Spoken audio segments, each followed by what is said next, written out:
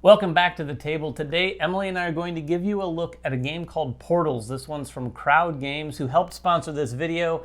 And this is a, not tile placement, but stone placement? Sure, stone placement. What we're trying to do, we're wizards, we're magical people anyway, and we're trying to use these elemental stones to open portals on these elemental boards using these keys or key cards. Yes. And it's a really interesting game in that very simple to play, and it's got some kind of Azul-like vibes, but it's a very, very different game for sure. Yeah, I would say we're drafting pieces, right? And we're Yep. going to be very specific on where we're placing them. However, the boards are not specific to one person. The elemental boards are going to be for the two people sitting beside each other. So in this two-player game, David and I would both be using both these elemental boards. But in a four-player game, David and I would use the one in between us, and I would use the one in between like me and Ryan, and David would use the one in between him and Jeremy. Yeah, and the person across from you, you won't be sharing a board with. So there's some interesting things. Those elemental boards, as you can see, have all these different colors that accompany the different colored stones, and you're going to have to take the stones during the game and sort of have them in an intermediary area on the key cards, and then at the end of the round, you're going to take any key cards that you have charged up and activate them by taking those stones and placing them on an elemental board. As you can see, the key cards have these little locations where you're going to be adding your stones. A key card is charged when all of these locations are filled. So this one right here, I have nearly charged.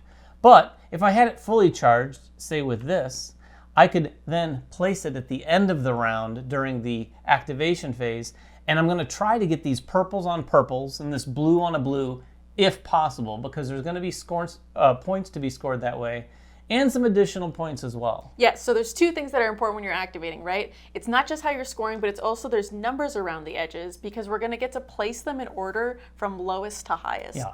And placement's very important because, like David said, you want to put them on their correct colored spaces on the board. The more you can do that, the more points you'll get accordingly. But also, if you can place them adjacent to ones that are already on the board of the same color, that might end up getting you even more points than putting them in the correct spots. Yeah, so there is a lot to think about, and there's even a couple modules that help you think even more. Yes. You're going to be looking at some cards and potentially trying to activate those or fulfill those. You're going to be using this spell board to manipulate things even more than you possibly can in the base game. But let's talk a little bit about what you're doing in a round. There are 4 rounds in this game, and each round is broken up into 2 phases. One, like I said, is where you're going to collect key cards and stones. That's sort of the drafting part of the game. And then you're going to activate any key cards that you have charged up. But let's start with that first one.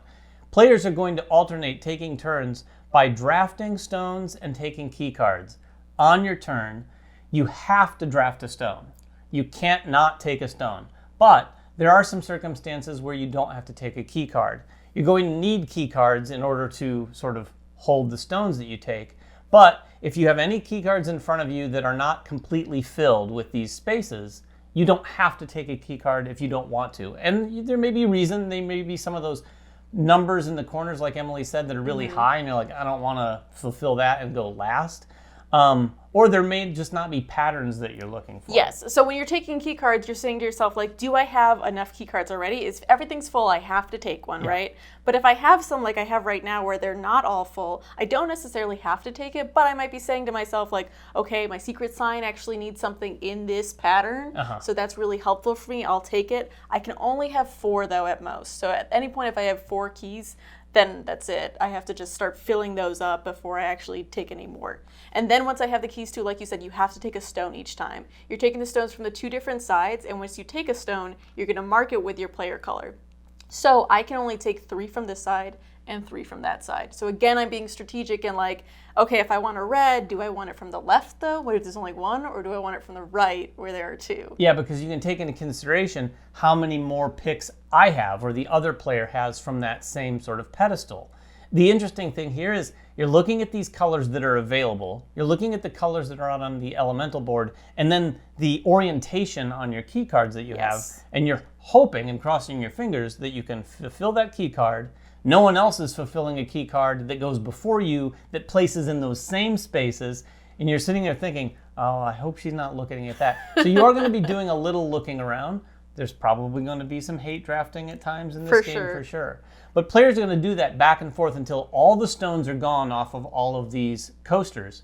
Then you move on to the next part, which is where you're going to activate. You're going to look at all of the key cards in front of you, and everyone around the table is going to say who has the lowest. And whoever has the lowest numbered key card that's fully charged gets to go first in placing their stones. So for instance, if I had, say, this key card here, and I have the 12, Emily has a 28 and a 30, I would go first. I'd be looking for spaces here for opportunities. I just so happen to have set this up perfectly for right here. So I could place this purple on the purple, the green on the green, and the purple and the purple.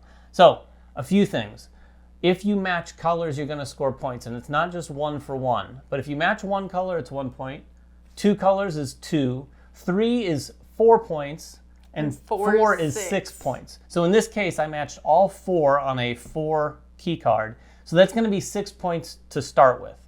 Then you're going to look for adjacency. I didn't do too great with adjacency here. But you have some. Purples I placed aren't next to any other purple stones, so those are no points. The green one, though, is next to this green one. So it's going to get me another point. You're going to get 1 point for every like-colored stone adjacent to the stones you placed. So later in the game, you could find a small little segment, and especially with some of these cards that just take 2, Exactly. where you're not getting those innate points like the 4 and the 6, but you might be able to place these 2 right in the middle of a bunch of like colors. Well, and like get a you lot see, of like we have points. like a bunch of whites and a couple of reds. Putting something white and red right in the middle, even if they're not the correct color to Right. be there, could get even more points just because there's so many of them around it already. Right, so you're considering all of these things, and like I said, we played with a couple modules that make you consider a little bit more and give you a little bit more flexibility.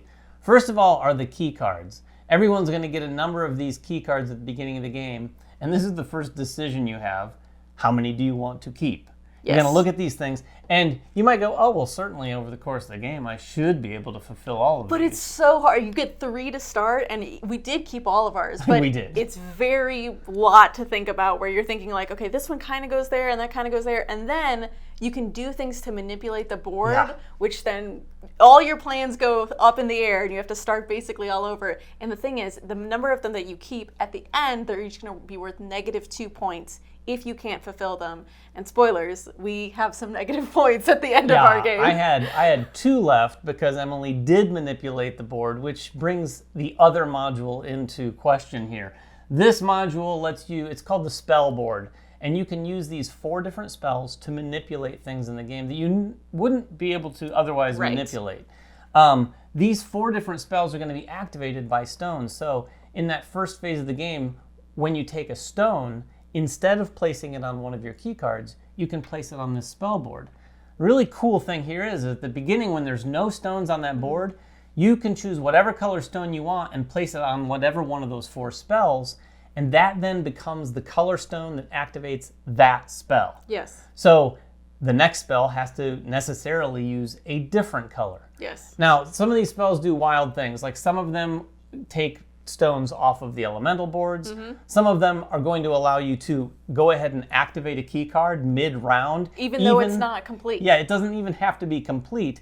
So you might have that high-numbered card. Emily's sitting here thinking, oh, I'm going to go before that. Yes. But you do this, and you can sneak in there and place it where maybe she was going to place her key Or card. I could have taken something and it's not even close to complete, and I'm like, but again, this gets me so many points right now. yeah. I'm just going to place it for 1 and still get a bunch of points Yeah, because it's around you it. could literally take one of these 4s and just put an orange and a white and just place put it 'em right right there. there with Yeah. one of the ones that lets you finish early.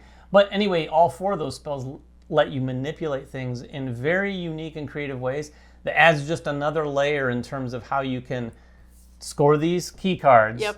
But it is a lot to think about. It is, and because- like you said, it gives you more flexibility. So while Yeah. you were already thinking about like, okay, I want to do this and I want to do that, and now you just have an extra layer of, and I have some more manipulation I could do. So when David's thinking to himself, I'm going to place all these things right there, and then all of a sudden I go in and say, actually, I'm taking that one and putting it on this board, and he's like, well, that's all my plans. Right. And I know a lot of games do this where they have kind of a basic mode and an advanced mode. I would say with just 2 simple modules, those modules take this game to a much thinkier space. For sure, For sure. for sure. The base game of this you can play with just about anyone, and I think you could probably play even with the modules with just about anyone. But I will say, that adds a lot of thinkiness to the game. It adds a lot of thinkiness because, I mean, really, especially if you're trying to be as efficient as possible, you're really wanting to squeeze out Which as much as she you can was. from every single one. And even though it might be just like 1 point more, you're still like, could I do it this way? Could I do it that way? Where can I get that 1 extra point to put me in the lead? Yeah, so each of those 4 rounds, you are going to activate those things. You're going to score those points like we discussed, and you're going to take them and keep them hidden, so your points are somewhat hidden for what that's worth, and then reveal at the end of the game whoever has the most points is going to win the game. That is Portals from Crowd Games. If you have any questions at all about it, please make them in the comments below. We'll be happy to get down there and answer whatever we can. Until next time, make sure everyone has fun at the table, and we'll see you then.